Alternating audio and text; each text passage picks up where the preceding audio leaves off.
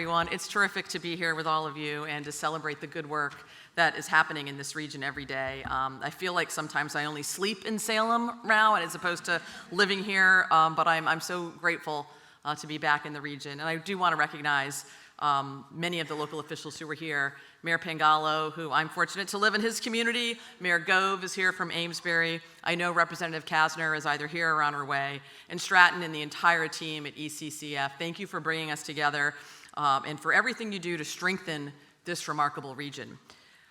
As someone who did spend a number of years serving as mayor on the North Shore, somebody said to me, are there term limits when you're mayor? And I said, yes, sanity. Sanity is your only term limit. But gatherings like this always feel a little bit like coming home. This region certainly shaped who I am as a public servant. I know its strengths, I know its challenges, and most importantly, I know its people and the real commitment we have to each other's successes. I feel that. I'm not a native of Massachusetts. Some of you may know this. I'm a Navy brat. So I was born in Hawaii, and we lived in all kinds of different places, states, communities. I was the proverbial new kid. I came to Salem to go to college and really fell in love with this community of diverse people from different backgrounds, but very much a place that cared about each other. It's in our ethos. Maybe it's just Salem. We weren't so good to women in 1692, but like, come a long way since then. But it really is a different, and now in this role, seeing all the amazing parts of this Commonwealth, there's nothing like the North Shore. You may live in one community, but you go to school someplace else or work someplace else or eat and play in another community. There's a natural built-in camaraderie on the North Shore, and that just doesn't exist everywhere. I think this region is really special. When you think about the extraordinary places we have, it's beautiful, it's diverse in every way. Small towns, suburban neighborhoods, urban centers, beautiful landscapes, a range of ages from, the very youngest to the very oldest, a range of incomes in different places, languages being spoken, all within our compact region. It's pretty special. It's home to historic downtowns and thriving industries. We've got world-class cultural institutions in every community and working waterfronts and beautiful beaches. Innovative businesses and amazing dedicated nonprofits who every day find ways to make sure our communities are doing better. I do think it's a place where people care deeply about the quality of life where they live and where partnerships has always been part of the culture. It's one of the reasons I've always appreciated the work of the Essex County Community Foundation. ECCF understands something I think fundamental, that meaningful change rarely happens because one organization, one level of government, one sector decides alone to take up the mantle.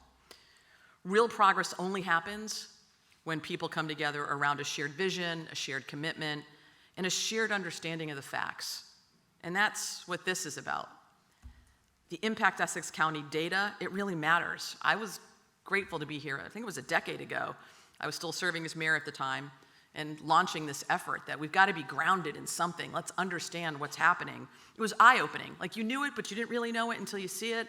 And to see some of the progress that we can hold ourselves accountable for, we needed sort of a common set of information to help guide decisions and to set priorities. And I think today, Impact Essex County has become much more than just a website or a data clearinghouse. It's a tool for accountability. It's a tool for collaboration, and it certainly is a tool for action. Because data, in and of itself, doesn't change lives. What changes lives is what we do with this data. It can help us identify challenges and target resources. It measures progress, and certainly it helps us understand where we still have work to do.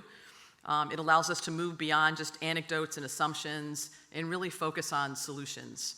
I've always been a data nerd. Dominic will tell you that. The current mayor used to work with me as my chief of staff in the office, and data is powerful. How many potholes did we get to? Why did it take longer this week than last week? And those are simple tasks when you're talking about how many homeowners we have or how many high school graduates that we have and seeing the progress and what worked, and more importantly, what didn't work, so we can pivot and do something else.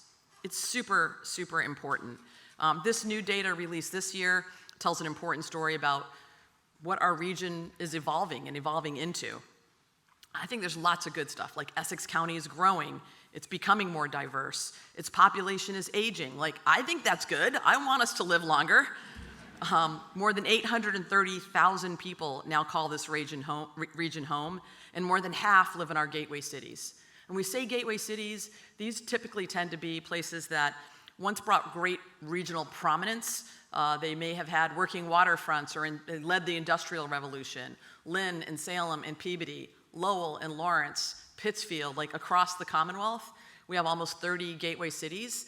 And the whole idea is, how do we ensure these places that were the powerhouses in their region, like how do we bring them back? Because over time, certain things have changed, and they're not always the new shiny tool, but they know they have the bones to do that. We certainly spend a lot of time thinking about gateway cities as a Commonwealth. What can we do to improve the lives there? 25% of our high school graduates live in gateway cities. They are places and spaces that we know can deliver more and need to.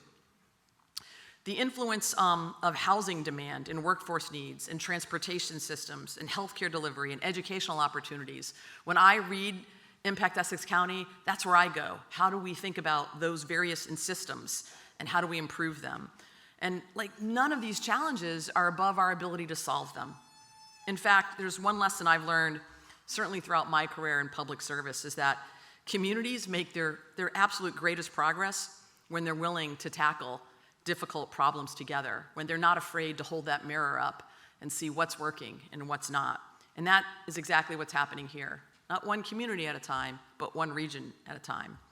And when we look at the challenges facing Massachusetts today, no doubt about it, affordability rises to the top of nearly every conversation. Whether it's housing costs, healthcare costs, food insecurity, energy costs, childcare, families are feeling squeezed. The data confirms what people are experiencing every day, but it also points to some solutions. And I'll take housing. Many of you may know this is like a topic I feel very passionate about. I think I have scars on my back from serving as mayor, trying to build more housing, because the numbers show that just too many families are struggling to find homes they can afford, and employers are struggling to attract and retain workers because of those costs. It is a place we have leaned in hard as a state. The Affordable Homes Act was the largest investment in the state's history in building more housing and also creating new policies and frameworks so we could get the type of housing we need. Because what's really driving our housing challenges is a shortage of housing. And that didn't happen in the last 3 years, it happened in the last 30 years, the last 3 decades.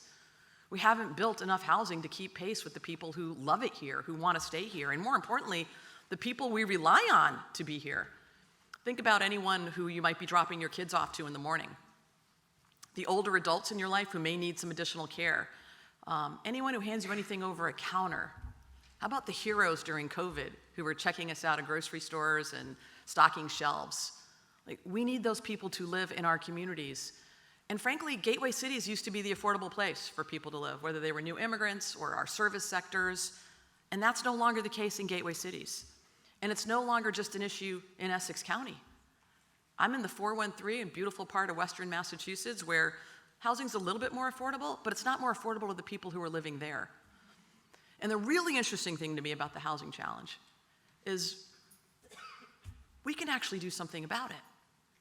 When you don't have enough housing and you have high demand, together we can solve this by doing something really novel: building more housing.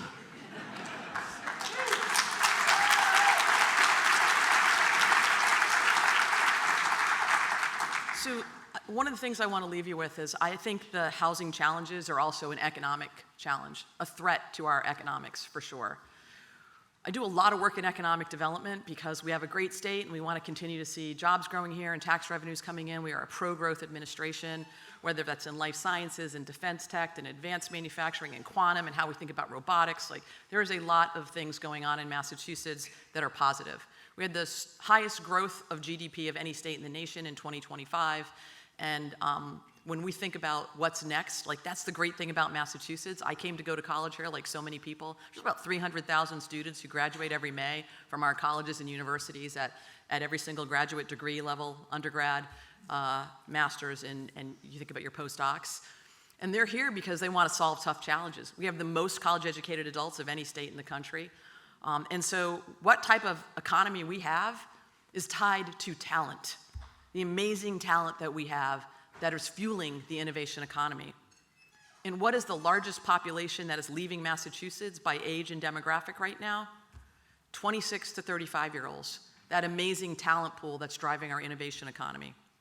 And why are they leaving? Because they want to do the thing that many of us did when we were 26 to 35 years old. Buy a house, put down roots. We want to be a state that you get your first degree, you get your first job, you buy your first home, you have your first child. That's what we've always been able to do. And the threat of not having enough housing is driving some of those young adults out of Massachusetts. So I want to say to you, as someone who has a few related 20-year-olds in my house, we've got to figure this out. And the only way we're going to do that is working together locally. We can have the best state policies, and I think we do. As part of that Affordable Homes Act, we not only invested $5.2 billion, we changed policies to make sure you could build things like accessory dwelling units as of right. We made it easier to think about supportive housing models, so when you get a little bit older and you may need some home, you may need some help, like the housing you need when you're 20, 30, and 40 is different when you're 50, 60, 70, 80. We want to encourage that use in communities. We leaned in to make sure we're thinking about transit-oriented development, and a lot of communities have adopted 3A zoning so we could build the type of housing that's also resilient and close to transportation. But this is an us problem. We can have the best policies, we can have the best resources coming out of the state, but housing gets built locally. You can talk to any of the mayors or local officials here. It is the hardest thing to do in all of our communities, and yet is the thing all of our communities need the most. So if we want to lean in an area together, I pick housing. Housing, a simple thing like a roof over someone's house, over someone's head that is affordable to them at their income. And for me, I think it's the existential threat to our economy as well. So as you leave here with Stratton's call to action, please put housing at the top of your list, because this is something we can solve. We are not trying to cure cancer. We are trying to build housing that our own residents and all of us need. So let's do that one together for sure.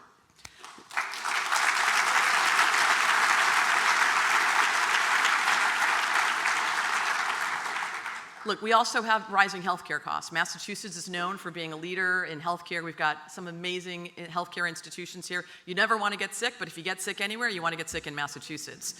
And we're also seeing struggles with that. You know, past April, we celebrated 20 years of the Massachusetts Affordable Care Act. We were the precursor to the federal government. It was a great celebration. All of the governors who were part of this effort came back. Governor Romney came back. He was all into it this time. It was great. And we were grateful to have him, and he did actually challenge all of us. Can we do big things again? And when it comes to healthcare, I think we have high quality, we have accessibility with universal healthcare, but affordability is a big challenge. The cost of healthcare is growing much faster than our state's ability to keep up for it, than local employers' ability to keep up with it, and that has an impact on additional dollars that, again, contribute to that affordability challenge. So as we think about healthcare, I want you to know we've done some things already. We've capped co-pays and made sure that things like pre-authorizations that can drive you crazy. How do we get more PCPs, primary care physicians? How do we incentivize that type of work, reduce some of the paperwork for our PCPs? And then we've got a group working right now. How do we tackle the challenge we have to bring down cost in the thing that we all need? The federal government's pulling out of that business. That means that headwind is a little bit harder. $3 trillion have been taken out of healthcare from the federal government. Now look, I don't quite get that. I think it's a policy that's completely bananas. When you don't have health insurance, it doesn't mean you don't get sick or you don't get in a car accident. Nobody chooses to get cancer. When those things happen though, you're getting care in the most unaffordable way and the least helpful way. You're seeking it out at emergency rooms and you're not planning for that preventative care. And then that drives up the cost of everyone's care. So this is an issue that Massachusetts is on the spotlight. We've done it before. We've got a really great team working on how do we bring down the cost of healthcare. Think about your hospitals. They're usually the #1 employers in everyone's community, and we need them. And we want to make sure that we have the type of healthcare that's not just the best, but also the most accessible and the most affordable. I just want to tackle a few other issues that I think are important that are pointed out in how we think about this region. And that is things like ensuring our food security challenges are addressed. Another area where we don't have as strong a partner in federal government, This was the first time in our country's history that we foreclosed SNAP benefits at a time when there was a shutdown. That's never happened. What it did is it forced us all to think about what do those food systems look like? How are we deploying more opportunities to get food in the right place at the right time? And that also requires partnership from government, from nonprofits, from food providers, from philanthropy, and from community organizations. And you stepped up big time in ECCF with all of the amazing food partners we have here, including the Salem Food Pantry. I think just time and again, this region demonstrates what's possible when organizations work across traditional boundaries. That spirit of collaboration is definitely one of our greatest strengths, and it's why I remain optimistic. Because while data helps us understand where we are, it also reminds us how much progress is possible. The same report that highlights challenges also highlights opportunities. A growing and increasingly diverse workforce. Very, very important. Strong entrepreneurial activity.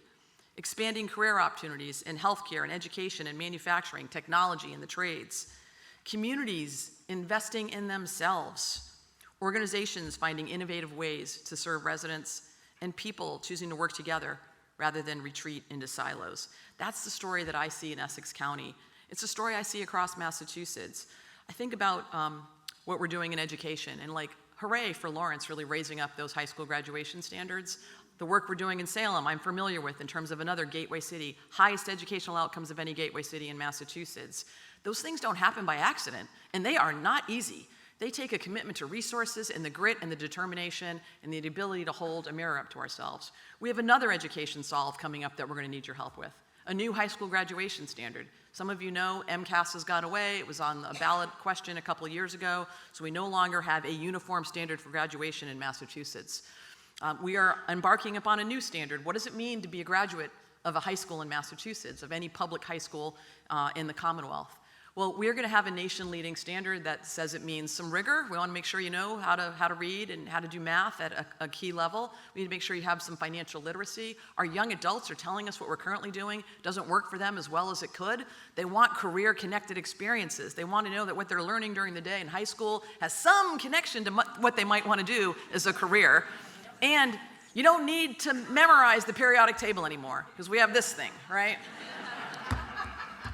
But I guarantee you, whoever the oldest person in this room is, if you went into high school, it probably looks a lot like high school when you went there. Go to your first class and you go to your second class.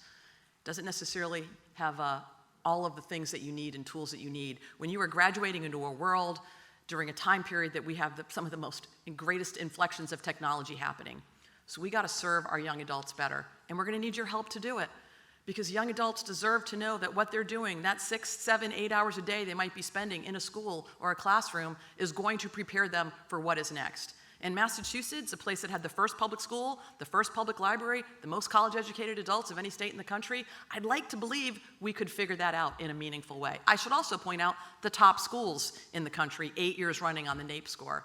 And while I point that out, it's not the top schools for everyone. We have some inequities. And that means, again, let's hold the mirror up to ourselves. We're going to need a piece of legislation to adopt a new high school graduation standard to make sure that the kids in Holyoke get the same opportunities that the kids in Hamilton have, and that your zip code does not define what your educational outcomes are, and we need your help to do it.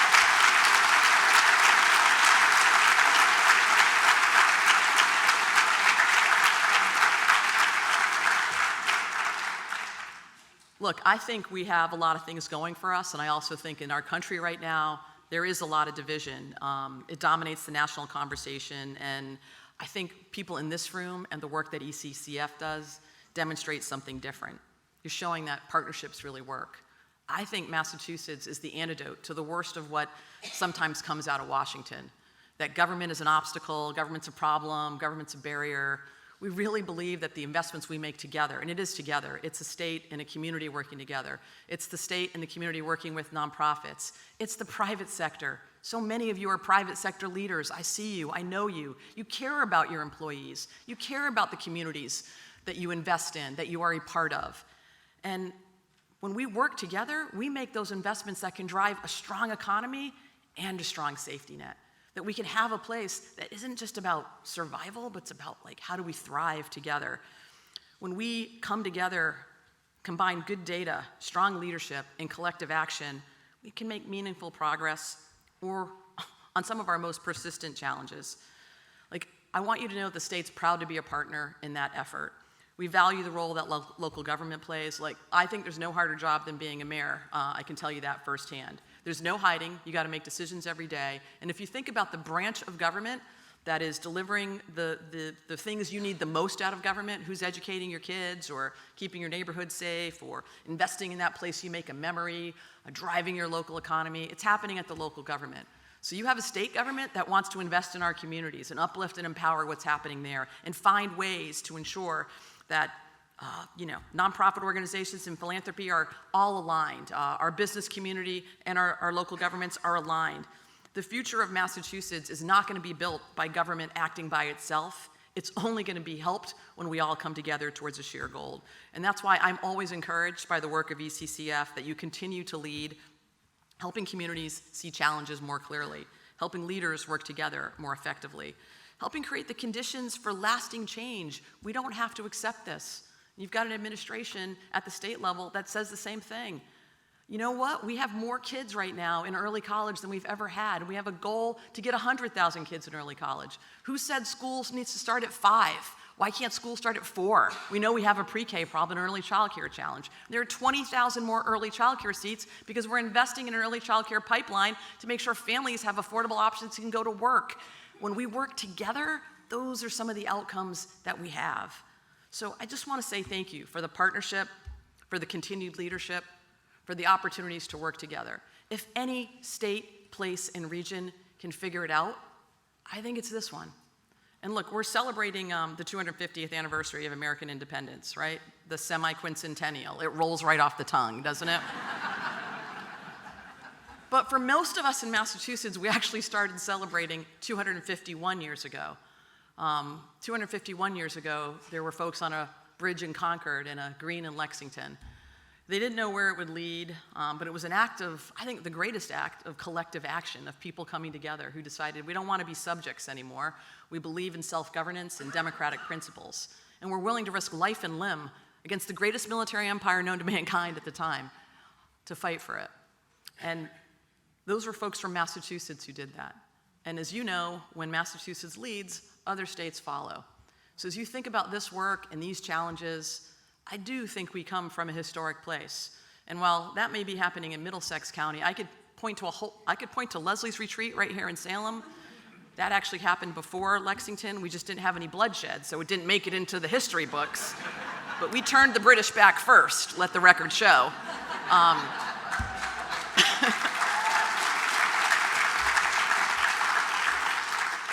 We have power, okay? We're the birthplace of the American Navy in 2 communities, Marblehead and Beverly.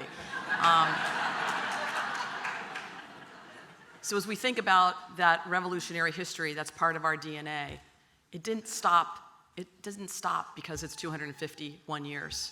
We can make new history going forward, and the only way we do that is by coming together, acknowledging challenges, and then linking arms to tackle them together. And so I'm grateful to be part of that effort. Think of us as allies, co-conspirators, part of the resistance, whatever works for you. But sign us up for change. We're here to support you. Thank you.